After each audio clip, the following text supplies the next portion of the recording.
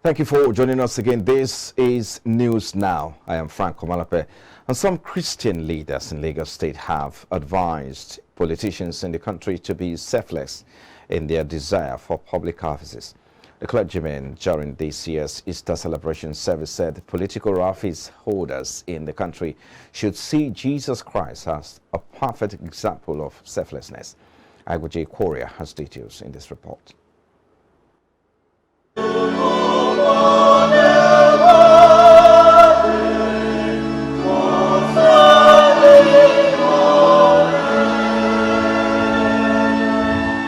Rendition of songs and worship at various congregations across Lagos State as Christians retrospect on the death and resurrection of Jesus Christ. Commenting on the significance of the day, Vicar Bola Memorial Anglican Church, Venerable Ariri Kolawole said at this time of Nigeria's history that political office holders should do all it takes to unite the country just as Jesus Christ through his death united the world.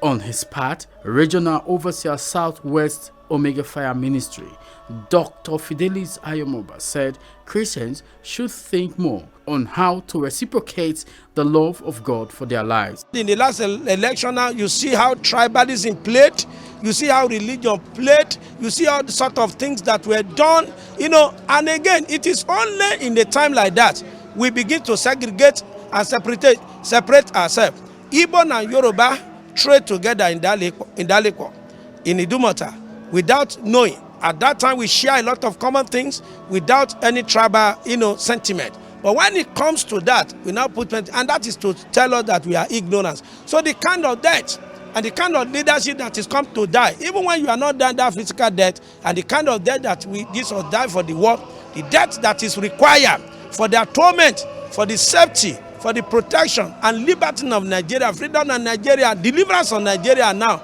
it is that sacrifice. We must be able to tolerate ourselves, must be able to endure, must be able to be faithful and be sincere, to be committed, a patriotic Nigeria, committed to what that has to do with Nigeria, and very importantly, believing in ourselves. What is important is let Jesus have a feel of the benefit of his death, burial, and resurrection. What's the benefit? Our soul. Let us examine ourselves and retrace our steps back to him.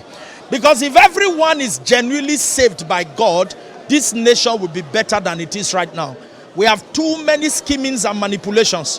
When God takes over in full, the nation will take cover and go back to the days of glory. In his Easter message to the country, leader CCC Mission, Prophet Shegun Ajewole, said if only Nigerians can return to God in worship, he will restore its lost glory. We should fear God. Because Nigeria now, many people are not relying on God. So some people believe in themselves.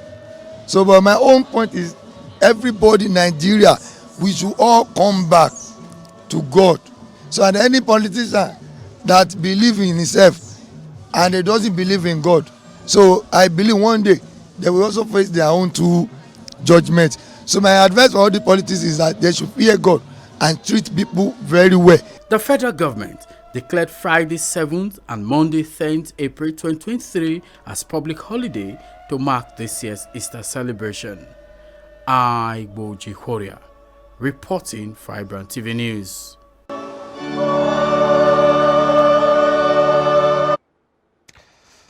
Thank you indeed, Aguje Korea, for that report. And away from there now, the St. Francis Catholic Church in Owo, Ondo State, reopened for services on Easter Sunday, 10 months after a deadly attack left over 40 worshippers dead and several others injured.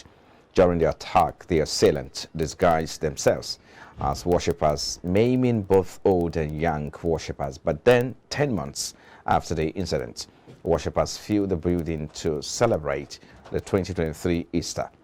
Over 40 persons were killed and many were injured during the attack.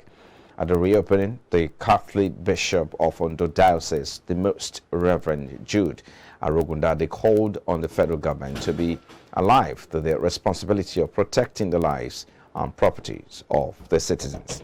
For most of the congregants, especially those who witnessed the attack returning to the same church, came with mixed feelings. They recalled how the attack happened and called on the government to tackle insecurity in the country.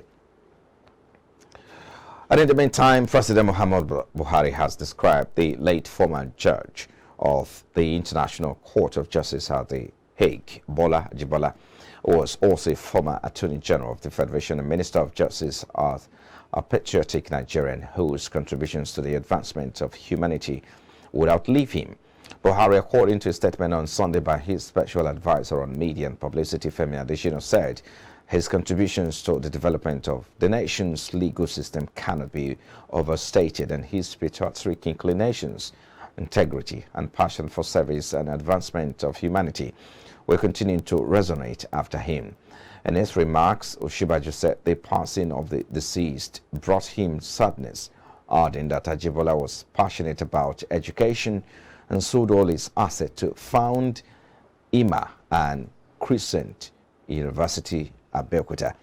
The president-elect Bola Tinubu, in a statement, acknowledged Ajibola's important contributions to Nigeria's political evolution and nation building, the legal profession, and international jurisprudence. The Senate President, Ahmed Lawan, on his own, said the late elder statesman left bold imprints on the study and practice of law both within and outside the shores of Nigeria.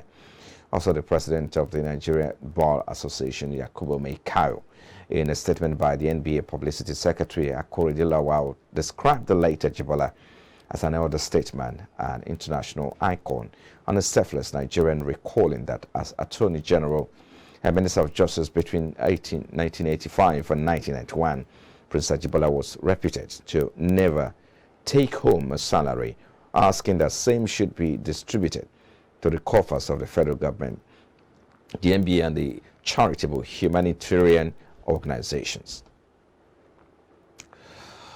And now, a former deputy governor of Nasarawa State, Professor Onje Giwado, has been released days after he was kidnapped. The government had kidnapped Giwado in Rinza Village, Wamba local government area of the state on Thursday, demanding 70 million naira for his release. The police public relations officer in the state, Rahman Nasser, who confirmed his release Monday morning, said he was freed around 9 p.m. Sunday night due to sustained pressure from the search and rescue team, and no ransom was paid.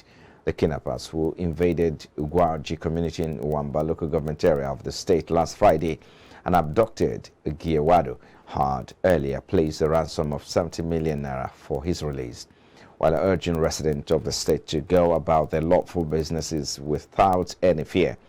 The PPRO assured of the command's commitment to chase all criminal elements out of Nasarawa State. And following its abysmal performance at the recently concluded governorship polls in Oyo State, the leadership of the Accord Party has insisted that the alliance reached with the ruling People's Democratic Party was done, putting into consideration the interests of the vast majority of the masses.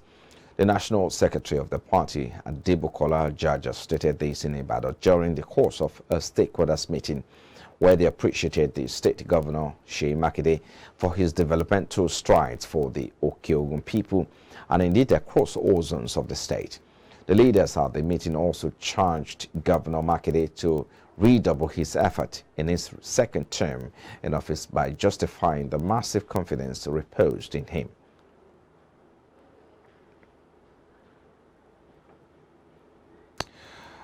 And now the Abuja Electricity Distribution Company says it is currently working to restore power supply to Minna and environs after windstorm damaged some of its equipment and installations. There was a heavy windstorm on Sunday night before the heavy downpour. This is contained in a statement issued on Sunday in Minna by Adamu Mohammed, the Regional Public Relations Officer of AEDC Niger Region. And the statement tagged public announcement on power interruption. The management of the company said there will be power supply interruption in Minna, the state capital, and its environs. It said a power interruption currently being faced was a result of heavy windstorms and rainfall on Sunday, which caused serious damage to the equipment and installations. It added that the team of engineers are working round the clock to address the problems and restore normal power supply.